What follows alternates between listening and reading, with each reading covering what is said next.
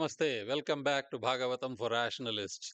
My name is Kamalakar Gulukota, and this is episode 46 of our 7-day web series. The story we started on the fourth day of these 7 days is going to conclude today with the Niryanam, or the death of both Krishna and Balarama. So, after the Kurukshetra war, we've concluded with Gandhari giving a curse to Krishna that his clan too would end in internal war. It's now time to talk about the end of the two avatars. So we begin with Devas apparently calling Krishna back.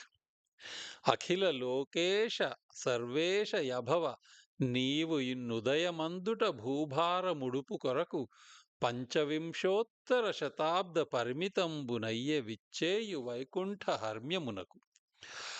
Lord of all worlds, Lord of everything, O birthless one, you rose to reduce the load of earth. It is now 25 years past a century since you have taken that birth.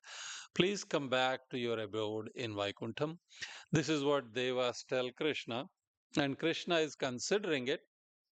Um, he says he had been born in order to reduce the load of the earth. Remember, that was what he made as his mission when Jarasandha was doing the siege of Mathura. So his mission is potentially fulfilled now because most of the tyrants of the world were fighting in the war of Kurukshetram on either the Pandava side or on the Kaurava side. Well, the Pandavas won that war, but nevertheless, the tyrants on both sides got killed. So, most tyrants of the world were killed there. Unfortunately, the people in Krishna's own clan, the Yadava clan, now get into that role of being the new tyrants. So Krishna decides that they too will be removed because, after all, tyrants have to be removed. So, in one example of that, the Yadava boys disrupt the penance of some rishis and make fun of them. They dress up Samba, who is one of the sons of Krishna, as a pregnant lady, and they run up to take her up to the rishis and ask the rishis to predict if it is a boy or a girl, and then they burst out laughing. Um, as they burst out laughing, an iron grindstone, it's called a Musalam, it falls out from the disguise, and everybody is rolling on the floor and laughing about it. The rishis recognize the disrespectful prank. They know that, of course, it's just a boy, and they have dressed him up as a pregnant lady. And so, with that, they hurl a curse and say that that Musalam will be the end of your clan. That's the curse that they give the Yadava boys. So now the Rishi's curse is added on top of Gandhari's. So Musalam, this innocuous object of an iron grindstone, is to this day represents or is used as a representation of some small problem somewhere which can lead to ultimate annihilation. So if you see a political party and you see an internal disagreement within that political party, but a far-seeing analyst looks at that and says that'll be the Muslim, meaning that that little problem is what is going to metastasize into something that will destroy that political party. This kind of nomenclature is often used in describing problems and internal disputes that happen even today. Anyway, afraid of the Rishi's curse, the boys try to grind up the Musalam into tiny little pieces, but what happens is that they miss one little piece, which is a very sharp fragment.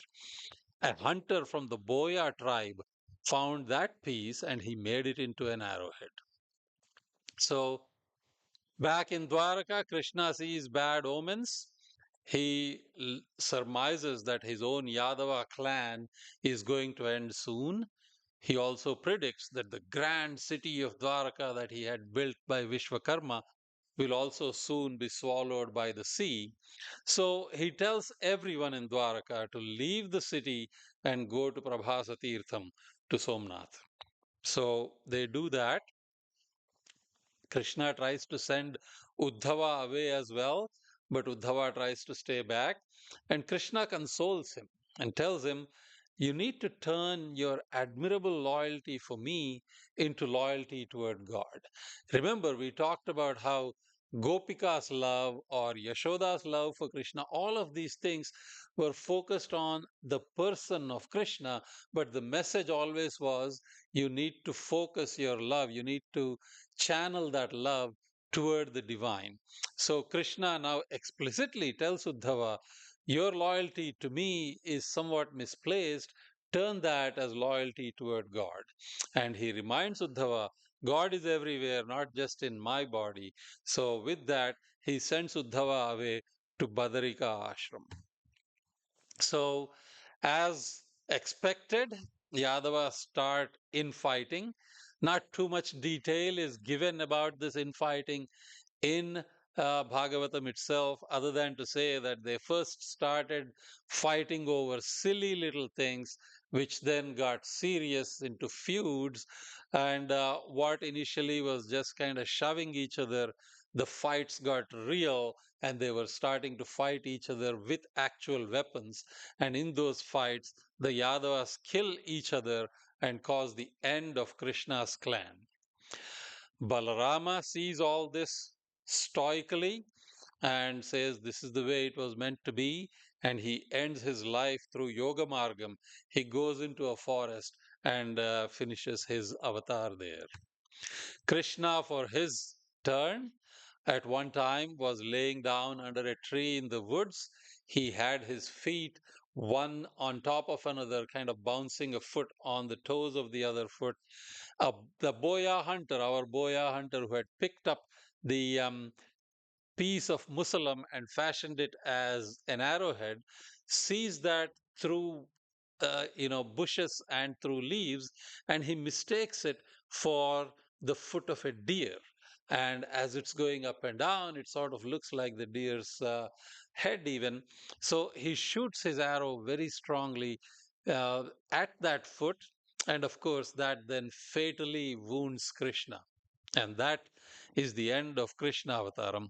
But before he ascends to Vaikuntham, Krishna talks to that boya hunter who is very distraught and he consoles him, says, "It's not your fault.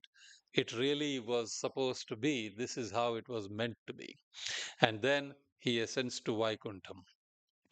And thus, మనసారథి మనసచివుడు మన వియ్యము మన సఖుండు మన బాంధవుడున్ మన విభుడు గురుడు దేవర మనలను దిగనాడి చనియే మనుజాధీశ, or I should say Shrotallara. My dear listeners, that is how our charioteer, our counselor, our in-law, our best friend, our close relative, our Lord, our Guru, our God has dropped us and gone back to Vaikuntham. So, this is Bhalka Tirth, a picture of the place which has a shrine, and it marks the site where Krishna is supposed to have left his mortal coil and ascended to Vaikuntham from. This is somewhere near Somnath. So, as we did with Ramavataram, we can talk about the many, many, many controversies that were there in Krishna's life, like his relationships with Gopikas who may have been married to other men, like having a wedding through elopement rather than by talking to the other family, like running away from war rather than bravely opposing it and starting to fight it, breaking the rules of war when he was in the war at Kurukshetram, breaking any number of traditions from the beginning to end, like rejecting the Indrayagam and saying let's pray instead to the rivers and the mountains, to Govardhanagiri, and so on and on and on. We can talk about many controversies that Krishna had throughout his life that are questionable actions, and we can question them and analyze them. Our lifetime won't be enough to do that kind of analysis. Instead, I think we need to look at the one message that shines through all of these controversies. And that message, which is very appealing to me as a rationalist, is use your mind and think for yourself. He has always preached rules and traditions can be broken for a higher cause, like justice, like dharma, like individual choice. If you say, how can you be with Gopikas? You say, well, Gopikas want to be with me. That's their individual choice, and that is how I do it. How can you have a wedding through elopement? Well, it is Rukmini's individual choice. She loved Krishna and she said she wanted to do it, so Krishna allowed for it.